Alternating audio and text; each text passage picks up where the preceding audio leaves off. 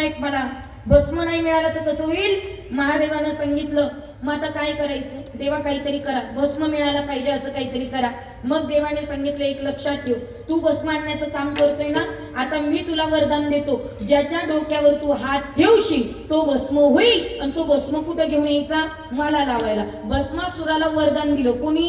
महादेवाने. आणि भस्मासुराला कळालं ज्याच्या डोक्यावर मी हात ठेवेल तो भस्म होईल. आणि भस्मासुराकडे अहंकार निर्माण झाला महाराज. आणि एक लक्षात ठेवा, देवाला सगळं आवडतं पण अहंकार अजिबात आवडत नाही.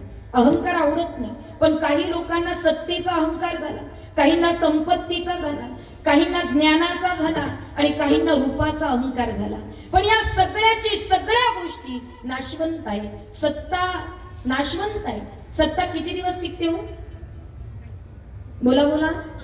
5 वर्ष. लई चांगला टिकून राहिला तर 2 पंचवार्षिक. पण तिसऱ्यांदा लोक इतके डेंजर आहे की पाडल्याशिवाय राहत नाही. खरंय की खोटे? हा, लोक आहेत ते. सत्ता जास्त दिवस टिकत नाही. सत्तेचा अहंकार करू नका. संपत्ती कितीही कमवा महाराज, सगळं ठेवल्या ठिकाणी राहणार आहे. काय नेता लो, आपल्या डोळ्यासमोरचं उदाहरण आहे. उभ्या महाराष्ट्राचे उपमुख्यमंत्री अजितदादा. काय कमी होतं जीवनामध्ये? पद होतं, प्रतिष्ठा होती, संपत्ती होती. पद काही कमी नव्हतं. महाराष्ट्राचे उपमुख्यमंत्री होते. प्रतिष्ठा जिथं जाईल तिथं लोकांनी गर्दी करायची, एवढी प्रतिष्ठा कमवली होती महाराज. संपत्ती काय कमी होती मला सांगा ना.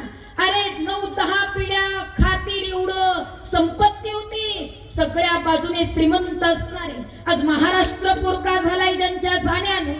आज अख्ख्या महाराष्ट्राचा एक चांगला नेता गेला. कष्टकऱ्यांची, शेतकऱ्यांची बाजू घेणार एक व्यक्तिमत्व निघून गेलं.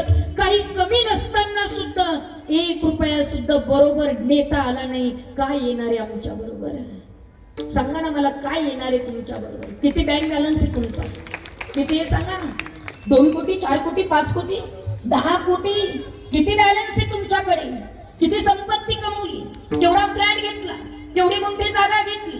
किती व्यवसाय मोठा करतात? एक लक्षात ठेवा, कितीही कमावलं तरी ठेवल्या ठिकाणी राहणार आहे. येथे न चले